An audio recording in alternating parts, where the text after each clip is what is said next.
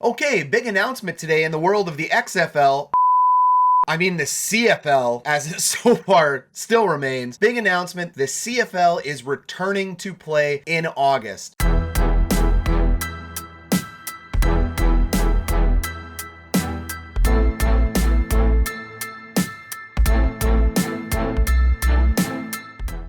Super exciting. As long as the COVID-19 pandemic doesn't interfere with it, Canadians are able to actually get some vaccines from their governments, because that's going super well. There is a good possibility that we will be able to see some CFL football and the CFL as we know it, maybe for the very last time, because every single time I hear Randy Ambroise speak, I'm not surprised that the XFL is coming in. I have no surprises about this.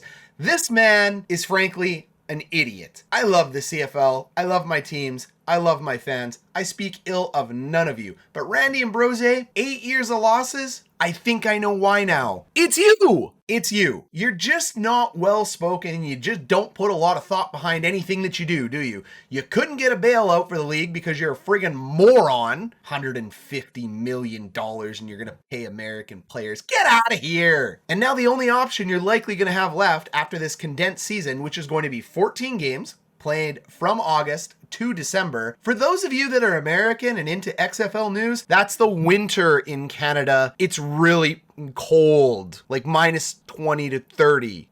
I don't know what that is in Fahrenheit. Anyways, Randy Ambroise posts this statement today. I want to break it down a little bit. The CFL announces its return to play season in 2021. Let's have a quick read of this together because this falls apart so fast. Like, keep your politics and your medical advice out of my sports. Toronto. The CFL Commissioner Randy Ambroise issued the following statement Wednesday announcing the league's return to play plans for the 2021 season. We will play CFL football in 2021. Yes! Super excited for that. Our revised target date to start the regular season is on August 5th because we're not getting our friggin' vaccines, but whatever, government's doing things to facilitate a 14-game season. That's not bad considering it's normally an 18-game season. That's not bad. For our players, fans, and partners, we are rescheduling the Grey Cup to December 12th in Hamilton, Ontario. Okay, great place to put the Grey Cup. Love Hamilton. You guys deserve it. Fantastic job. You'll do an awesome job hosting. I say target date because plans are subject to the state of COVID-19 across the country.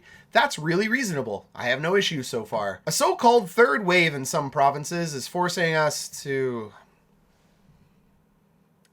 A so-called third wave. I just want to be clear that we are in the beginnings of a third wave. Why do you have to add so-called to it? Just call it the third wave because every medical advisor across the country and in the provinces is calling it a third wave. What are you buying from fans by throwing in your idiotic so-called term? And if you watch the video above on this website, they actually edited it out. I think they just forgot to edit this out. It's not that I want to get into a debate about COVID. It's just that I think Randy Ambroise is an idiot. So what does it take for the CFL to be able to kick off on August 5th? Well, frankly, the article starts running us through a bunch of points, which is Randy Ambroise being a whiny little about the fact that there will be COVID regulations in the stands and he needs to be able to bring fans into the building in order to make money. We all know this is true. We know the CFL is a gate-driven league, but just the way he says it is like just filled with so much annoyance and it's just not well done. I mean, take a look at this video. This guy here, oh, that guy there is Andrew Harris. He's a friggin' gem. Love him. This guy here. That will be good to go. As the third wave is do our part. Okay, this guy here really adhere to the guidelines being that are being asked of us by government officials. If we all do that, there's a real. You run a multi-million-dollar league. You're on Apple AirPods staring at your phone when you have hundreds of thousands, maybe millions of Canadians waiting for your announcement, and you can't give it proper editing, and you got to and I don't know. I talk like that all the time too, but you know what I do? I edit it out. I have an editing software. I don't get paid to do this. I sit in a basement. A couple jerseys behind me. I'm just a dude in a basement, and I can do a better job of editing than you.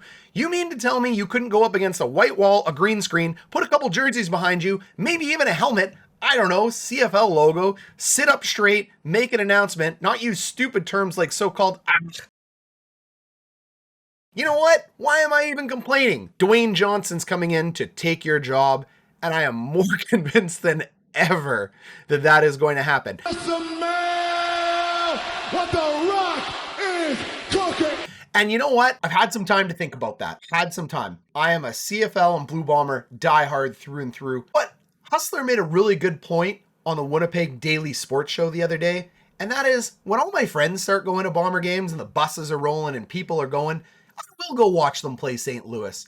You know what? Hustler, you called out my BS. You're right. I will go watch them play St. Louis because some football is better than no football, especially in the summer. Well, maybe not necessarily in the summer this year. They're going to have a little bit of difficulty, I think, competing with the NFL and the NHL. Now, the diehard CFL fans that I've spoken to say this shouldn't be a problem. If the stands are 40 to 50%, the diehard CFL fans are coming. They've been clamoring for football. But when it's minus 25, I don't know. I don't know. I truly don't know how it's going to go. Fingers crossed that it ends up working out.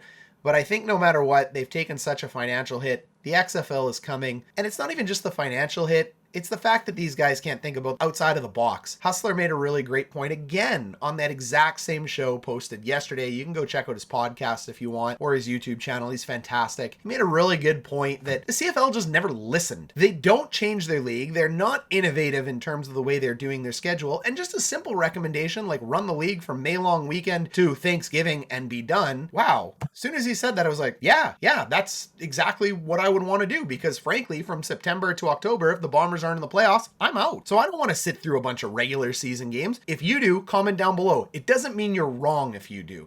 Everybody's allowed their own opinion on this. Frankly, it's hot garbage sports takes. So go ahead, roast me, throw some comments down below if you're a big fan of being able to watch football in October and November. I'm not. I see this as a summer sport. It's something I want to watch at my cottage or Thursday night before I go out to my cottage. I'm a huge fan of the Bombers until the NFL starts. Unless there's a caveat, unless we are in the playoff hunt and possibly going to win a Grey Cup, which has only happened once in the last 25 years. But it was the last year. So if the CFL never shows back, we're forever champions, right? Yeah? Well, at the very least, I think we're champions for the past 2 years. So I'm going to take 2 Grey Cups, asterisk or not, and say go Bombers go. Super happy to have the CFL back. Guys, tell me what you think about this. I want to know, are you excited for the CFL? And again, let's mark it. Do you think the XFL is coming back? Thanks.